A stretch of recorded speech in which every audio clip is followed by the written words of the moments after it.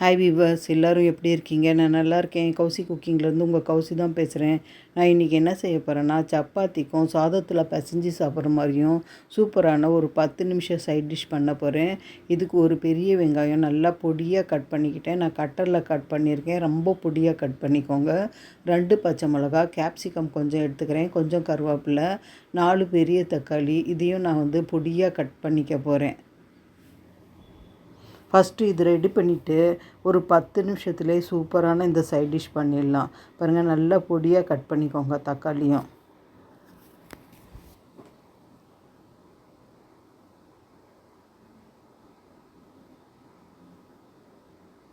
பாருங்கள், நல்லா பொடியாக கட் பண்ணியாச்சு. இதையும் ஒரு ஓரமாக வச்சுக்கலாம். இப்போ செய்யறத பார்க்கலாம். அடுப்பு பற்ற வச்சுட்டு பேன் வச்சுட்டேன். இதில் கொஞ்சம் எண்ணெய் அதிகமாக போடுங்க.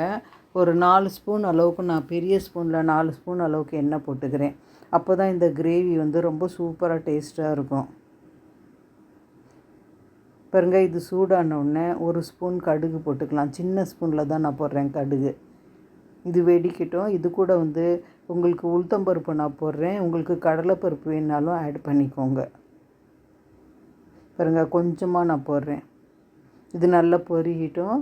இப்போ நம்ம கட் பண்ணி வச்சுருக்கோம் இல்லையா, வெங்காயம், கருவேப்பிலை, பச்சை மிளகாய் நடுவில் கீறி போட்டுக்கோங்க. பச்சை மிளகாய் நான் 2 தான் போடுறேன். உங்கள் காரத்துக்கு நீங்கள் எக்ஸ்ட்ராவாக போட்டுக்கோங்க. நான் மிளகாத்தூள் எதுவுமே போடலை. இந்த பச்சை மிளகாய் காரத்தில் இந்த கிரேவி சூப்பராக இருக்கும்.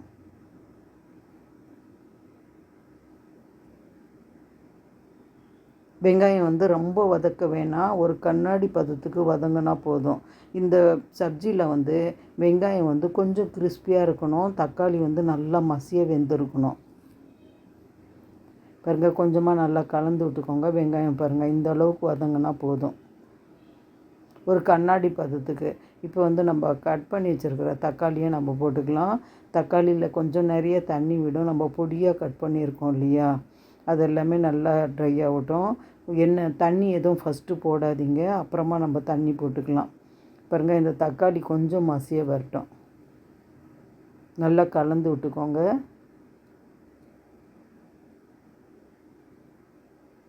இப்போ இதுக்கு தேவையான அளவு உப்பு போட்டுக்கலாம். உப்பு நீங்கள் செய்கிற அளவு பார்த்து போட்டுக்கோங்க.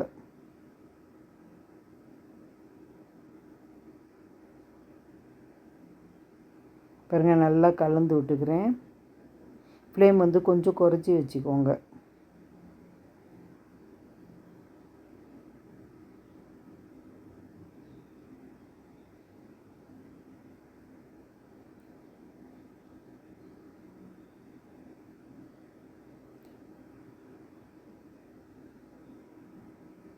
பாருங்க, நல்லா கொதித்து அந்த தக்காளி எல்லாமே இந்த பச்சை வாசனை போகிற வரைக்கும் நல்லா வதக்கி விட்டுக்கோங்க. இப்போ இந்த கேப்பில் நம்ம கேப்சிகமும் இதே மாதிரி கட்டரில் பொடியாக கட் பண்ணிக்கலாம்.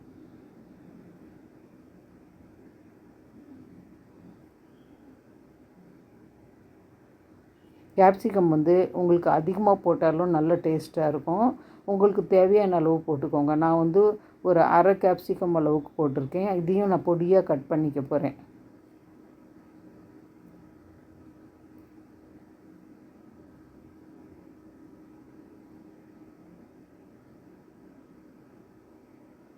பாருங்கள், தண்ணி ஓரளவுக்கு நல்லா ட்ரை ஆகிட்டு வருது.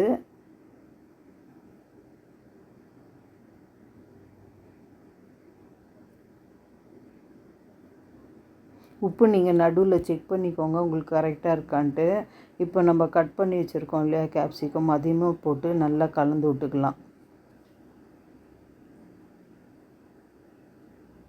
பாருங்கள், பொடியாக கட் பண்ணிட்டேன் கேப்சிகம்மு. இதையும் மிக்ஸ் பண்ணிக்கோங்க. கேப்சிகம் நான் கொஞ்சமாக போட்டிருக்கேன். நீங்கள் நிறைய போட்டாலும் ரொம்ப டேஸ்ட்டாக இருக்கும். இந்த சப்ஜிக்கு கேப்சிகமும் பச்சை மிளகாய் அந்த டேஸ்ட்டு தான் ரொம்ப ரொம்ப சூப்பராக இருக்கும். பாருங்கள், நான் கலந்து விட்டுக்கிட்டேன். கொஞ்சமாக நான் தண்ணி போட்டுக்கிறேன். ரொம்ப அதிகமாக தண்ணி போடாதீங்க.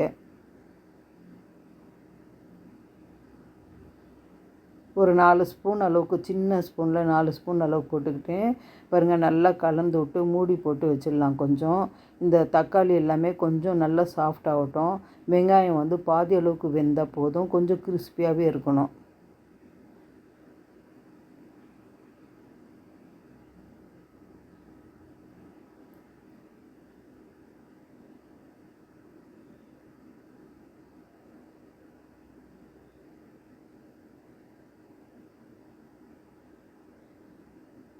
பாருங்கள் கொஞ்சமாக கலந்து விட்டு மூடி போட்டு வச்சிடுறேன்.